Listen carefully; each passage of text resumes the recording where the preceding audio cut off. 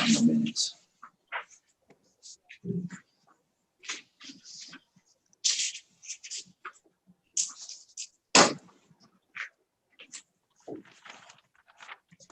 Okay, Gary, we are ready whenever you are. All right. Good afternoon, everyone. Today is the ZBA meeting for October 26, 2020. It is 1:30 p.m. And before we get started, I'd like to welcome a new member, Don Barnhart. Welcome, Don. Thank you. Thank you. Happy to be here. Yes, yes, lots of fun, lots of fun. Thanks for being here. Thanks for helping us out.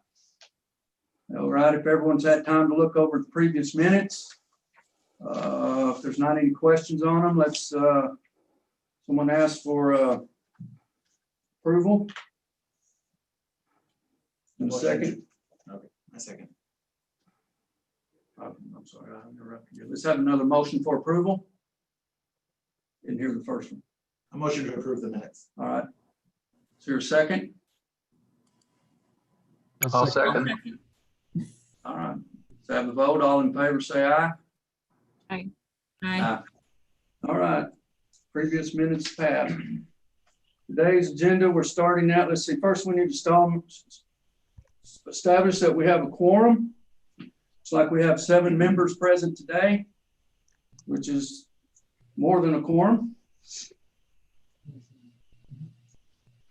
Our third item on our agenda today is EBA 20-26, 2302 North Bryant Boulevard, Single Member District 2, Thompson. A request for a variance from section 502.B of the zoning ordinance to allow a 10-foot front yard setback in lieu of the 25 feet for an addition to a commercial structure located at 2302 North Bryant Boulevard. Good afternoon, everyone. This is Sherry Bailey, Principal Planner. You have the item before you on the screen, and unless I hear differently, I'm assuming you all can see it. This is a variance, as you indicated, for a 10-foot front yard setback on the 25-foot setback requirement. In this case, the property has 2 front yards. Therefore, they were required to have 25 feet setback on both of those front yards. Their property is just a little bit under an acre. It is in District 4, Lucy Gonzalez's district, and it's in the Blackshear neighborhood. You have a zoning map before you. You can see that it is general commercial and heavy commercial. It is backed by a small area of single family and then light manufacturing, general commercial here, and office warehouse, and then neighborhood commercial across Bryant. We sent out 7 notices. We had, and I forgot to update this and I apologize. We sent out 7 notices. We have in fact received a number of emails in support of the application. However, I did not receive any within the 200-foot area, but I was going to put the stars around the outside. So I'd say we have altogether about 5. And I believe that I emailed those to you before the last meeting, so you should have them. This is the pictures of the property. I believe it was an old Kentucky Fried Chicken piece of, before it was vacant, and now is going to be a Shine Bright with a lube center. This is the property on the street side. I'm standing just at the corner of Bryant and 23rd, and you can see that there is a piece of property in the back that's set back the 25 feet. Also, it used to be a carpet laying property, but it is zoned commercial. This is the other side of the or looking at it from that properties towards Bryant. You can see this is where they intend on putting the lube, 3-bay lube area. Back one. This is on the other side of the building. The reason that we're showing this is because we had some questions on why they had not considered this side. It has the same area as the other side does. It has a side yard here, and this being a commercial property does not have, it has a 0 side yard setback. This is looking at it from where that second piece of property is further to the east. And again, looking at Bryant, and there's access from Bryant to this, both sides of the building. This is the plan that they have submitted, the site plan. This is the 3-bay area. This is the area that they want to build within 10 feet of the front property line. When staff took a look at the site, this side of the site is very level. They had intended to put some parking on this side, but we took the same dimensions. We moved it over to this side because this side would not have to have a variance, and we were concerned that they had not explored using that side of the property. And I'd asked them why they hadn't looked at that side of the property, and the feedback that I got from the applicant's representative and the applicant was that the 3 bays fit better here, and they felt it was a better access for the public. There, as you know, there are 3 variance areas that can be considered: special circumstances resulting in an unnecessary hardship, overriding public interest, and literal enforcement. In this case, per the applicant, we're looking at special circumstances resulting in an unnecessary hardship. The applicant, as I indicated, says the 3 bays and the orientation of those 3 bays provided for a better traffic flow on the side towards 23rd.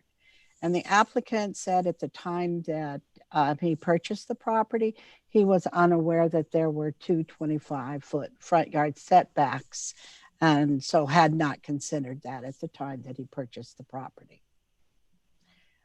When we were looking at the request, we were going through the analysis, and again, looking at the special circumstance.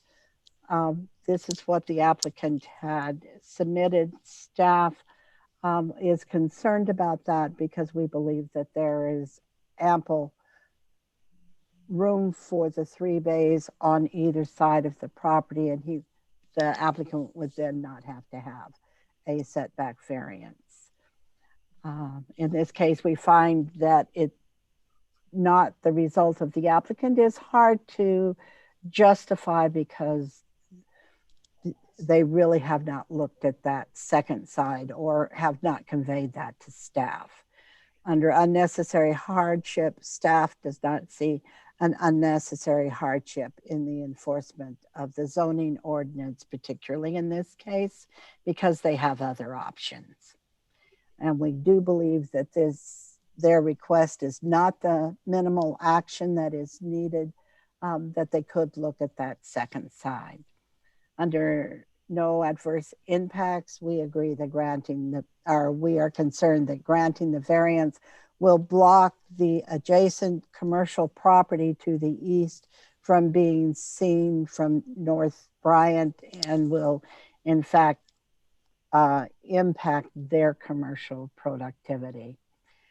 We believe that under consistent with zoning ordinance, that granting the variance would not be consistent with the intent of the zoning ordinance, and this variance would not protect the established pattern of development within the area. So staff is recommending denial of the variance from section 502 of the zoning ordinance to allow a 10-foot front yard setback in lieu of the required 25 feet for the commercial use within the general commercial heavy commercial zoning district. Are there any questions for staff? So I have a lot of questions on the contractors helping the owners build on this property. They're, Hold on. I'm sorry, sir. We're asking the board first. We haven't opened it up for public. sorry. I'm so sorry. So if the board has any questions for staff, please let us know. So on that 25-foot variance, now, they're asking for a 25-foot variance. They're asking for to be 10 foot from the property line instead of the 25 feet. So it's actually a 15-foot variance. Well, 15 foot. Well, that's what, like I understood his plan. And by the way, I just like that side of town is actually becoming alive again. I mean, I applaud the guy for buying that piece of property. Just been an eyesore for years. I think if we gave him a 15-foot variance, would that be able to work on that adjacent property on the east side? I mean, visibility? Well, again, anytime we keep a standard front yard so that you can maintain consistency along the street frontage. So we're allowing them to go into that. And I think by the site plan that they have produced, they actually only would need a 9-foot variance if the building plans are correct, but that they've provided. But we can let them speak to that as well. So, Okay. if staff is looking to recommend approval, I would probably just minimally do what they need because that ensures we have the greatest setback possible from that street. Okay, But well, we believe it's not consistent, so that's the reason staff recommended denial. okay, well, let's hear what they have to say and then we can go from there. Well, I have a question real quick. So if you leave it here, is there a place to turn in off of Bryant? Yes, there's a driveway right here. Okay, so what about where they're going to put the lube bays? I don't know if you can see what I'm pointing at. Yeah, there is a driveway. I believe it's right here. Will that still be accessible? Because I could see that being an issue with traffic flow if you have this, if people can turn in there. Could they block that off or could they, so that they don't have traffic trying to come in? You mean, could the applicant block it off? Certainly, it's their driveway. And if they chose to block it off, they could do so, yes. Generally, they would not do that, bringing the traffic in either direction. It would be an easy move around this way and around that way. There's enough room for traffic to pass on either side.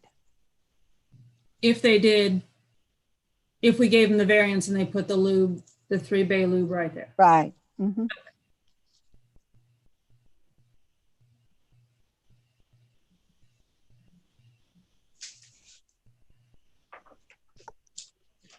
Any other questions for staff?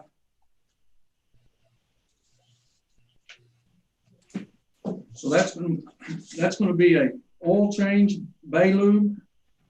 Yes, That's Mr. what's going Chairman. in? Yeah, there are actually 3 bays that are intended there, yes. So from a being seen purpose, it looks better to be on that side of the building. You'd see it. If it was on the other side of the building, it would be kind of out of sight, huh? What's the main building that's there going to be? What's going to go in there? I think the applicant can probably give a Okay. better feel for, Was this or what he this wants area to right do. here, this North Bryant wasn't always North Bryant. Was this, it used to be residential street going through there. Is that why there's 25 feet on both sides? Are all your commercial put in at 25 feet on corner lots off setbacks on your CHs and commercial zoning? When we have a Is this corner piece of that's my property, question is this an old residential setback? when it was residential district at one time? I don't believe so, Gary. This No. has recently been replatted. As you can see, it's a consistent 25-foot setback here and in the properties that are further east. And Yeah, when the Bryant Thruway went through in the 60s, I'm not sure if that was a residential area or not. I'm just assuming that it might have been. Gary, per today's zoning ordinance, any street frontage is a front yard. There are a couple of exceptions in the ordinance, but for the general rule, any street frontage is a front yard. And in any zoning district, residential, commercial, the only one that does not apply to is central business district. Any other zoning district, there is a 25-foot front yard setback. That's the same for every zoning district, every street. That does not change. This is not something that has changed in this instance. And Okay. they Well, re- residential used to be allowed. There wasn't a 25-foot on the side if there was an alley behind the lot. I don't see an alley here. That's correct. That is one of the Right. exemptions that I was thinking of. If you have an alley directly behind it, then that becomes your side yard, and we do not have that same 25. So there are some exemptions in that, but for the general rule, if you're on a street face, any street face is a front yard setback.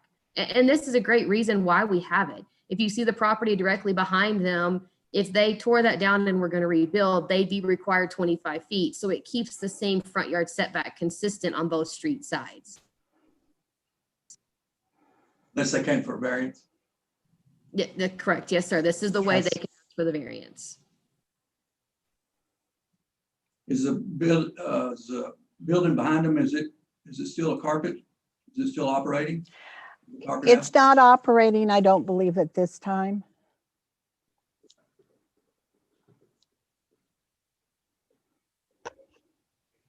It's a big lot. Yeah, it is. Huge lot. Okay, any more questions for staff? Let's have public comment. Mr. Chairman, would you like me to leave the site I was- plan up or stop No, sharing? I was going to say, if you'll stop sharing for just a minute so we can see who's commenting, that would be helpful. Okay. All right. Thank you. And now we'll do public comment. Public comment. Hi, this is Chuck Corfield. I'm the contractor helping the owners with the project. There's a couple things that I want to bring to your attention, and I'm not sure how they were missed by us, but maybe they were. On the side that you're referring to, the other side of the building where you think we can put the bays, there are several issues there. One, we have to bring a new sewer line from Bryant, not only to our building, but to the building behind us, because we have to feed the building behind us, the other property, Frank's Carpet Store, with sewer and water in this project. That's part of what we got to do, because there's no water or sewer on 23rd Street.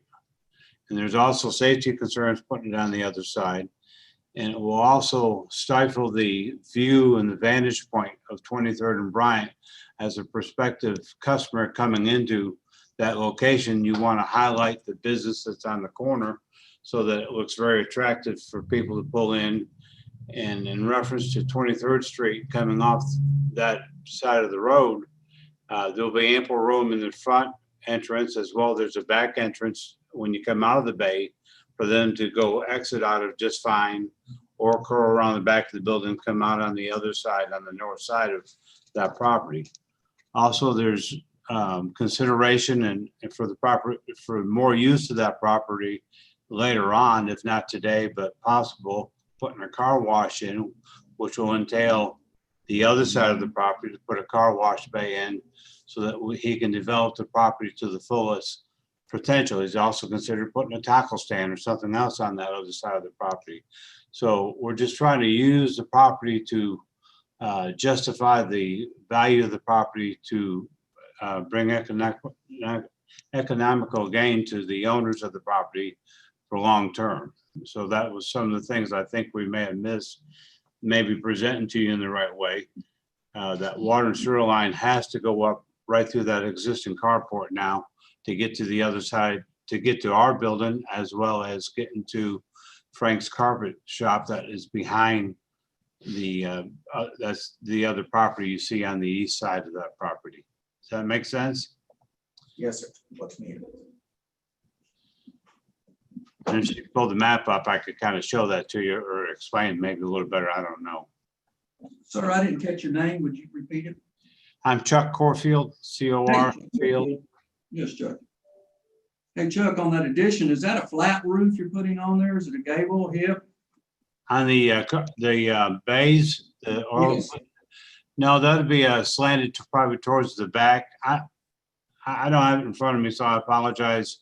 But there would be some kind of scuffers to drain water the proper way to get it off the property. But the new ones, the facade on the new building is going to be all taken off what's there now. And it's going to be, more attractive, more looking like a commercial oil change place than what it does at the moment. Well, it won't be like a 512 pitched roof or 412. It'll be a Oh, shed no, top. no, not at all. Not at all. Not at all. How tall are the walls going to be? The bays, I think were 16 feet, I think. Okay. I don't have them in front of me again. I just got off vacation last night, so I don't remember what that one was, but I think they're around 16 feet. Channel, do you remember? Did you hear me? Sam, are you on here? Yeah. Sam, unmute yourself, Sam. I see Sam's lips moving, and I can't read his lips. Sam, can you hear me? Text Sam. He can hear us. Yeah, we can see your lips moving, but nothing's coming through the volume. Yeah. Contractors aren't the most smartest guys with computers, so I'm speaking about myself, but. Sam, sometimes it helps. Sam, sometimes it helps to get off and then get back on. So if Ray knows you're going to do that, she can pop you right back in. So, Ray, are you available? Yes, I'm paying attention. Okay, thank you, ma'am. If he comes back on, will you pull him back in real quick? Oh, he's got something else he's going to try. Daniel, do you remember the height of the building? You can't hear me either. Can you? We're looking at the plans. We're looking at the plans right now. Okay. Because I don't want to speak out of school. I don't remember.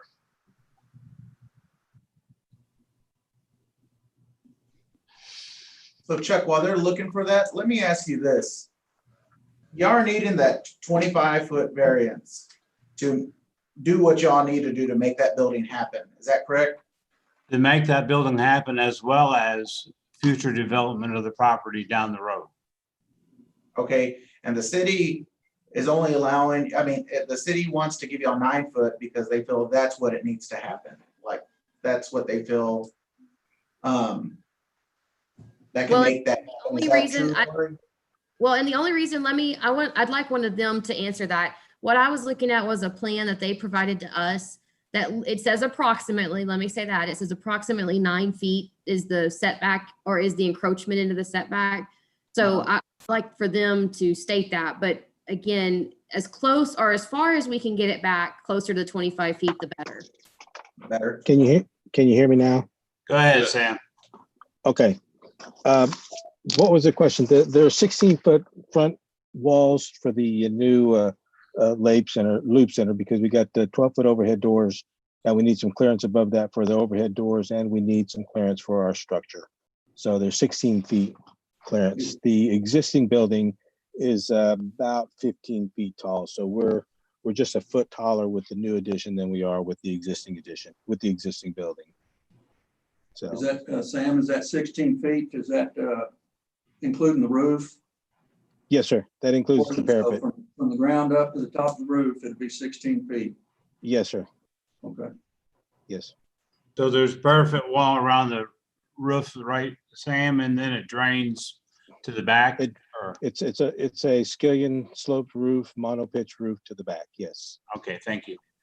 Yeah, we've got gutters and downspouts back there as well for water direction to let the water go where we need it to go.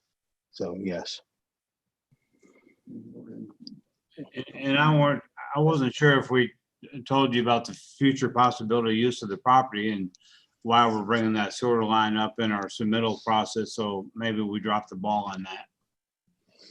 Correct. Yeah, we have thoroughly thought this project through. Chano and yourself and myself, we've been working on this thing for months now. As a matter of fact, all of this year, and we got held up a little bit with the COVID, of course, like everybody else. But the reason not that we did not consider the other side of the building, there are several factors for us not considering the other side of the building, the north side rather, if you will, is because one is we were going to have future expansions of a car wash. I did send a PDF file, I believe, to Sherry to see if we could add that on there to show where our proposed new car wash is going to be. That was one of the reasons that we didn't use that side, is because the owner, he's been doing this for 30 years.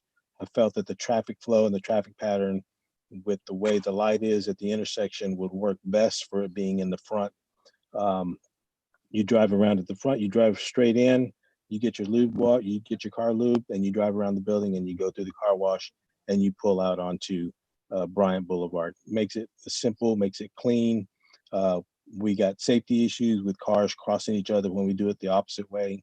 We don't want anybody run over or hurt employees or customers. So we feel that the pattern, the way we have it and the position that we have it, is best suited for the owner's business success, if you will. So there's, go ahead. I'm sorry. And Mr. Chairman, if you, Sherry, I don't know if you have it pulled up, but I actually have what Sam emailed us pulled up. Can I share my screen real quick? Yeah, okay, I didn't show that I had it, so. Okay, yeah. I do have it. Hold on one second. Let me share. And of course, this is approximate location, but it's what we have, envisioned for the future. Huh. And you see the orange there is just a little bit, I believe the most is 9 feet on one side that we need just a little bit more space. We pull into the 3 bays there, and then you go into the back and you pull around to the front, and then you can either pull through out on North Bryant or come back around the building. So if we put the loop center in the back, we got cars that are passing by the building before they even see the loop center, and they pass right by it and they go down to the next person. When I'm on a zoning board meeting, I'll try to out soon. Okay, I see where they need that space. thanks. The full 25. So, Yeah. and what I was referring to, Sam, if you'll verify this is Sure. approximately 9 feet. I know that could be plus or Yes. minus a little bit. Yes. We actually did a 15-foot setback in lieu of the required 25. That would give you 10 feet here. Yes. To That would make- be plenty. So at a minimum, staff would recommend 15 in lieu of the required 25, just to keep the Yes. required back as far back as we could. Yes. We'd be happy with that. Definitely. As long as we can get right within there, I think we would be perfect. So is there any grace consideration to get that built as printed on the paper now with the 9 back? I mean, you're recommending it, but is that a final decision or? Sure. I'm gonna stop sharing my screen for just a second. Okay, so what my suggestion was, and I'm sorry I was sharing my screen, so I'm not sure who was speaking. But my suggestion was, if the board is leaning toward approval, again, that does not meet the ordinance, so staff is recommending denial. If the board is leaning toward approval, my suggestion would be to go with 15 in lieu of the required 25. So we would be back 15 feet. That would allow you an extra 10 feet to move your building closer. So it says approximately 9. That'll give you a little bit of a buffer to make it 10. So your Yes. setback would be, you'd have to be 15 feet back from the property line in Correct. lieu of the required 25, if that's the way the Correct. board is leaning. Does that work for us, Sam? In the It plot? does. It does because we need eight and change. And that's why I said approximately 9 feet. So if we got the 15 foot, that would give us 10 feet additional side frontage, if you will. So that would be plenty. Because we have the power pole going on that side of the building, dropping to the new bay, so. Yes. Yeah. we got it. All right. And really, like we said, what the zoning ordinance intends to do is to keep the development the same along the frontage. So Correct. the further we can get back from the property line, the better it will maintain throughout the whole block. So again, staff still believes that, you know, there could be other ways to look at this, possibly flipping it to the other side or doing some other things. But I just wanted to at least give the board a little bit of direction if you see that, you know. Hillary, excuse me a second. I was looking on the plot plan there, that your site plan you show. What is the right of way? How much right of way is there? I couldn't make it out. It's a 30-foot right of way in the street. The street's 30 foot, I believe. From the property pin to the curb. From the property pin to the curb, I would probably say just, it doesn't have I don't have a dimension on here, but I think somewhere close to 10 because there is a sidewalk that is proposed. Let me share my screen one more time. And I'm sorry to keep back and forth for everybody. I should have it. I believe I have it on that site plan. So Or here's maybe I don't. that is proposed, and it looks like the curb would be to here. The pavement width is a little bit smaller, but it does say the right of way is 50. So I don't know from this curb to this property line the exact dimension. But it's looks fairly narrow. It's not, you know, sometimes around town we'll see these very wide right of ways adjacent to a property. This looks fairly normal. And plus, we're supposed to have that sidewalk there, so you know we're Line of sight to that next building. All right, did we reach a compromise?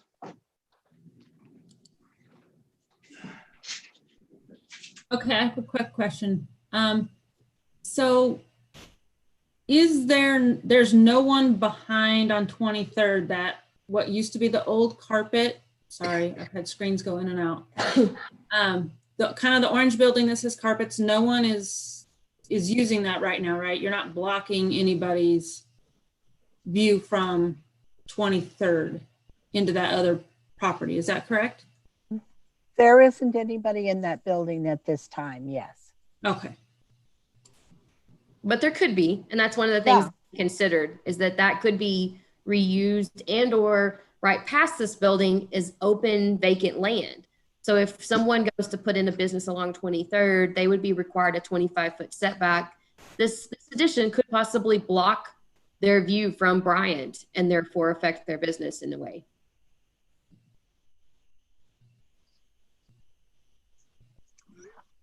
I would like to go ahead and make a motion.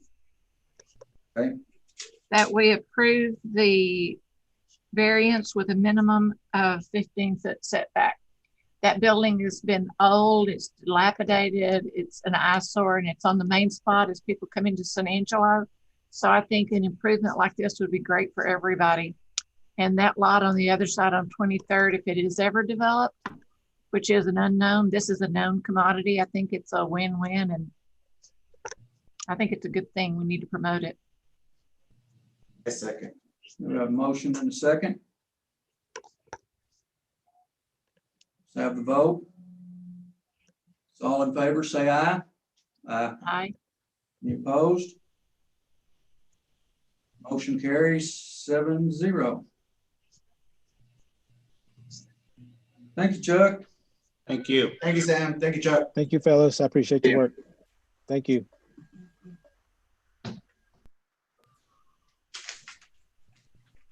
Staff, are we okay?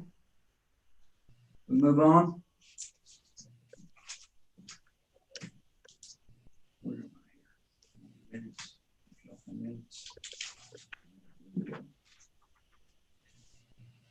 Item number 4, ZBA 20-27, 5130 West Houston Hart.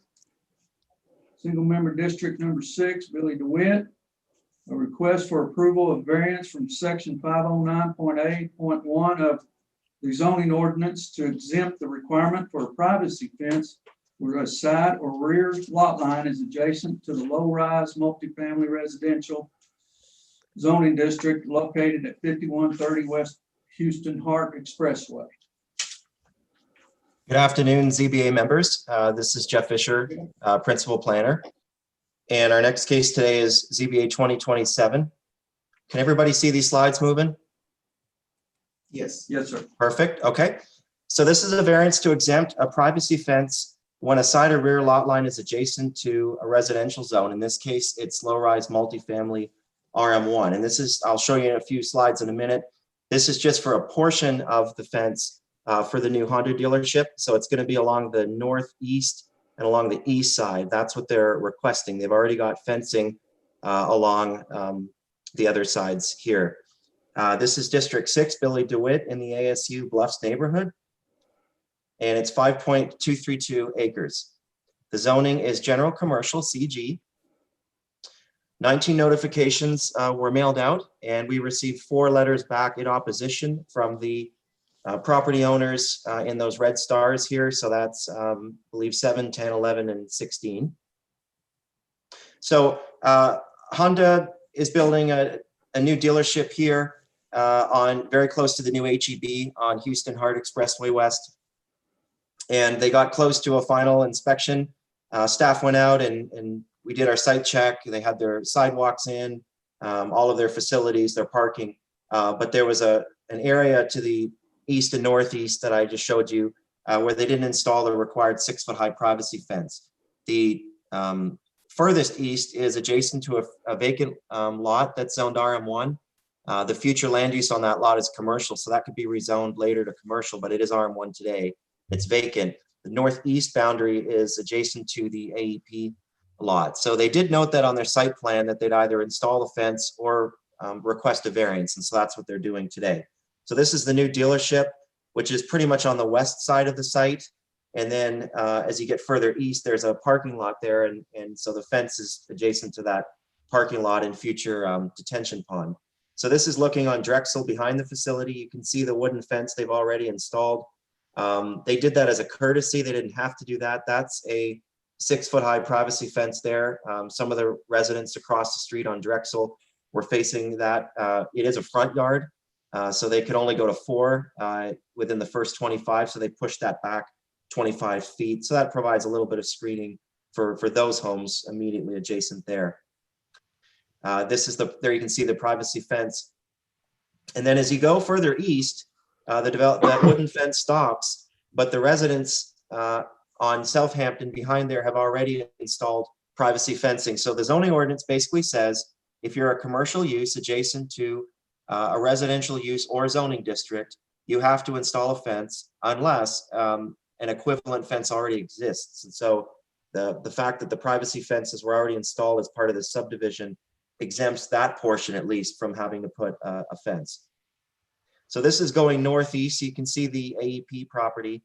And then this is going east in the second picture, all those mesquite trees there. And that could be a future RM1 development. This is the view from top of the site. I was standing out there with my car looking down.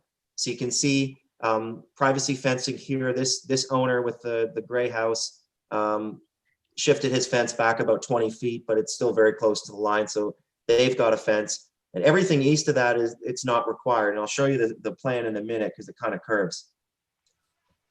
So the blue fence is the 6-foot-high fence that the applicant chose to install. The green fence is what the residents adjacent have already installed. The yellow fence is an internal metal fence that they've installed just to provide some additional screening from their parking area. So really the question is the purple here. So once you go north of this green area here past this lot, all those homes are not immediately adjacent, and therefore some of those homes way up on the northeast here past the map can see kind of on an angle, I guess, some of the parking area. So they raise some objections dealing with lighting and dealing with garbage screening. But I just want to point out that while we appreciate their concerns, it does not relate specifically to the variance today. The variance is only looking at whether or not to extend the privacy fence in the purple area or not to do that. The lighting is a code issue.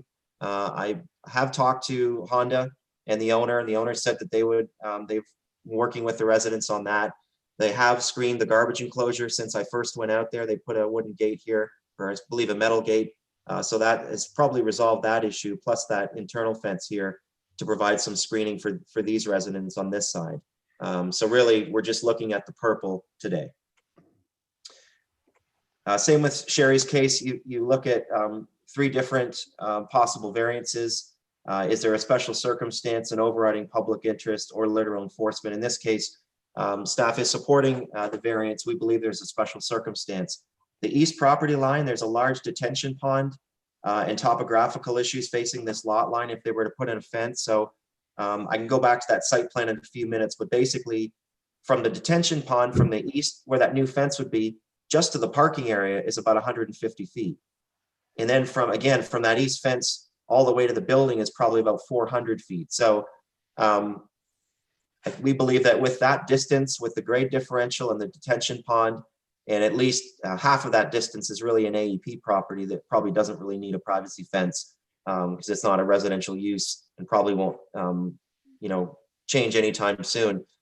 We believe that that special circumstance based on those issues would warrant a variance. So we also look at the 6 criteria in the zoning ordinance for a variance. So I mentioned the special circumstance, a very substantial distance and grade difference facing the AEP side and the parking lot. This was not the result of the applicant. The detention pond was a requirement of their site plan approval through engineering. So that drainage study led to a detention pond being installed there. So that gives a very substantial buffer from the east side of the property. Unnecessary hardship. We believe that the variance meets the intent of the zoning ordinance. As mentioned, the developer had accommodated at least the residents towards Drexel by putting in a fence up to that point. We believe it's the minimum action needed. The development complies with all the other CG zoning. They put in their sidewalks, the building and all of that meets requirements. No adverse impacts for a privacy fence facing that side. Again, given the detention pond and the AEP property, they're not that fence on that side would not be directly facing homes. And finally, we believe it's consistent with the zoning ordinance, given the substation and the detention pond. Again, the only, from an angle, some of those houses that are further to the east, up Southampton, could definitely see the east side of the parking lot from an angle. But again, they're not immediately adjacent. And so the adjacent owner next to them has put up a fence. It's just because of the grade difference that they can see. And so I think if they, work with the developer on any of the separate issues, which again are not related to today, hopefully they can mitigate some of those concerns about the lighting.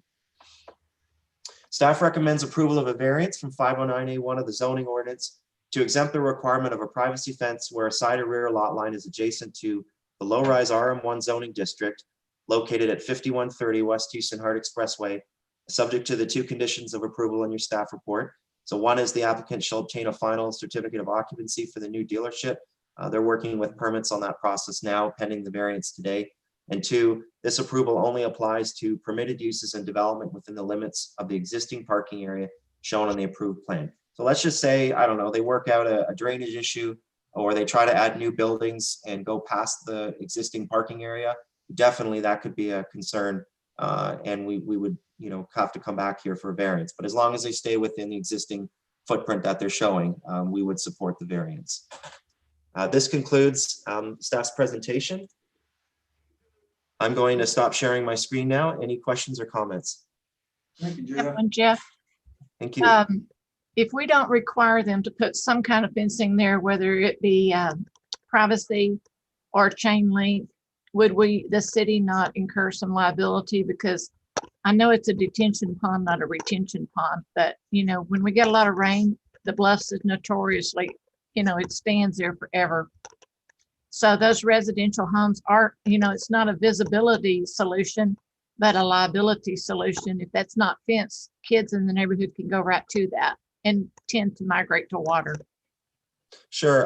What I do know is I did talk to the city engineer. I don't think they're on this call for what we're doing today, but they did mention that drainage plan was approved. And so I believe they've met every whatever mitigation or stormwater measures that were required at that time. And usually the fencing is determined upon the level that the water can get, as well as the grading within the pond. So if you go 10 foot down immediately at the edge of the pond, obviously that's an issue because somebody steps in, they go straight down. If you can grade it to a different, more of a sloping, sometimes if you step in, you just get in an inch or something. So there's a couple of issues, and I wish engineering was here to speak on that, but I think they've seen the site plan, they've addressed the site plan. There was no requirement for fencing at that time. This was, again, as Jeff mentioned, this was on the site plan as install the fence or get a variance. So here they are asking for the variance, and this is just strictly for a privacy fence adjacent to a residential zoning district. But again, there's no residential there. It's an AEP substation and a vacant lot. Who owns the detention pond? The Honda, the property owner.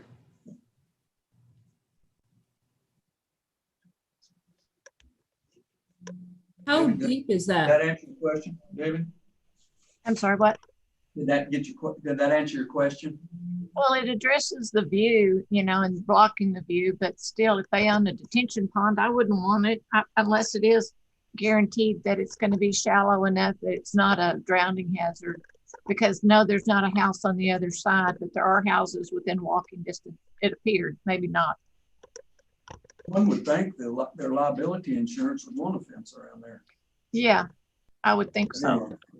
And I think the applicant is here today to discuss that, but my initial conversation a few weeks back with them is I think they were open to talking to the neighbors. I think that it may be something for them to look at. That wouldn't be part of the ZBA variance today, but certainly installing any, additional, whether it's fencing or lighting or screening, and maybe having that discussion privately. That's certainly something I think they would be amicable to.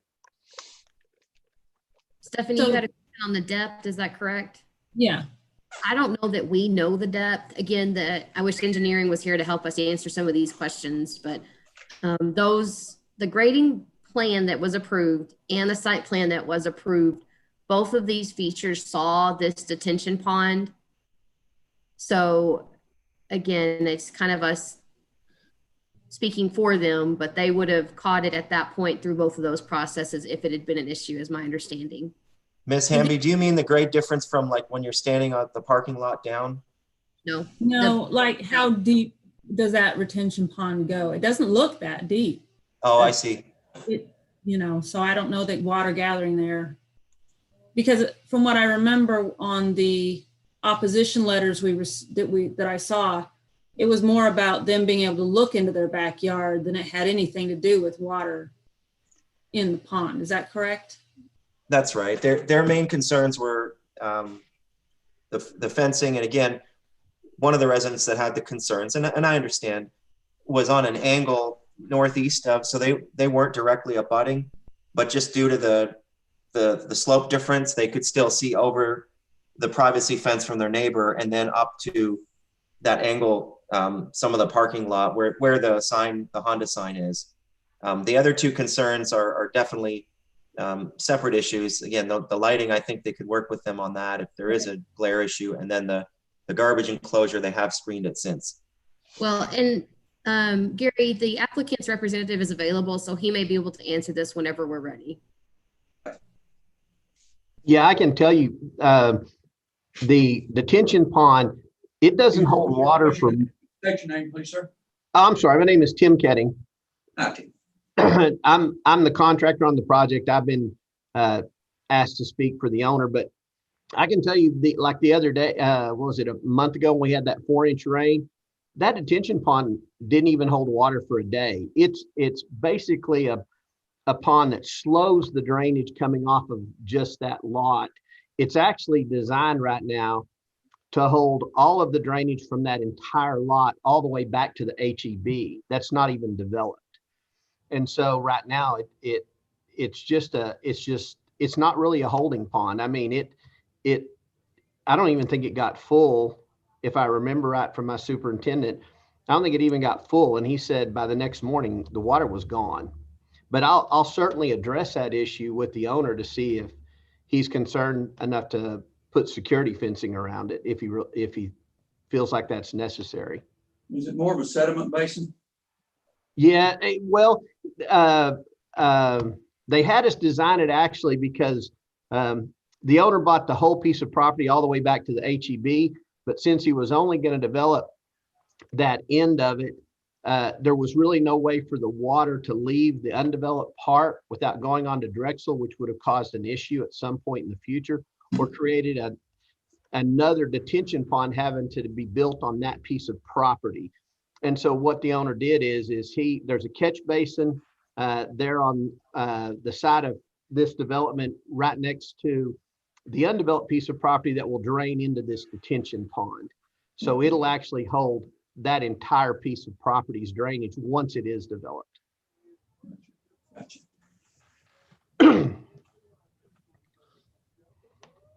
Any questions for Tim from the board? And I will tell you, Jeff has brought up those issues on like the lighting. The owner's gone in there and we went back to the electrical engineer. The lighting was installed to meet the current codes. But what we've done is the lights that are adjacent to Drexel and along the backs of those homeowners' houses, we've gone in there and on about 15 of those lights, we put directional shields on them to help direct the light more downward instead of out in order to alleviate those homeowners' concerns. We did have the one homeowner that had the concern about seeing the trash, the dumpster sitting there at the back of the lot. We went ahead and we fenced that, the dumpster enclosure in with a gate in order to eliminate that as you're coming down Drexel, and you can see over the top of the wood fence. So we're trying. We had one homeowner right there across from Drexel that said that when the cars are pulling into the service drive, he can see their headlights. I mean, some things we just can't fix. I mean, just because of the difference in the topography between what we built on and the elevation on Drexel, but we're doing our best to try to work with those homeowners there. It sounds like you're trying to be a good neighbor. I think so. All right. Thank you, Tim. Staff, y'all have any questions? No questions for you. You can go back deer hunting. I like that deer mount you have behind you there. That was my wife's 40th birthday present to me. I think I'm only gonna get that once. All right. Board, any board comments? Need to discuss it? Out of curiosity, how far is that retention pond from the parking lot, from where, like the edge of where you actually use your property? From the shortest distance, Stephanie, I measured it as approximately 150 feet. And that's the area on the bottom closest to the sign. And then if you go, it kind of dips out towards the building on the north. So from the north, I would say it's about 250 feet. That's from the fence to the usable area. So that's the area of the detention pond, the width. Oh, I'm sorry. I would probably say 30 or 40 feet. Yeah, I was going to say 20 from the edge of where the parking lot stops to the edge of the retention pond. I would say it was, yeah, somewhere in 20, 25. I've actually never measured. I can pull a set of plans and look right quick if you'd like. I'm good. I was just curious if you had stuff that was backing up right onto somebody and they wanted, I could see that. But if you've got a big distance of just unusable land, it's not like people are going to be in that area a lot. And from, I'm sorry, and from where we turn that fence along the backside of those houses, there's 20 foot of gap between our 6 foot privacy fence on the backside of their lots and their 6 foot privacy fence. Is that the AEP easement? There is an easement. I don't know whose easement, but yes, sir, there's an easement there. So we pulled our fence line back off of that easement and just left that as undeveloped. Is there any of the neighbors on board that want to speak? No, sir. No.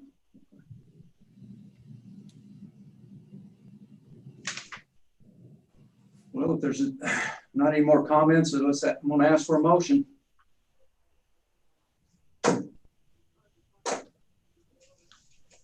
I'll motion to approve what do you want me to say? As presented.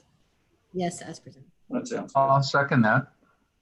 Then we have a motion to approve and as presented in a second. We'll go to the vote. Let's all in favor say aye. Aye. Aye. Any opposed? Motion carries 7-0. Yeah. Thank you, All right. everyone. Appreciate it. Thank you, Tim. Thank you, Tim. I didn't hear Nate. No. All right. That takes care of that. Let's see, division report. We have a division report.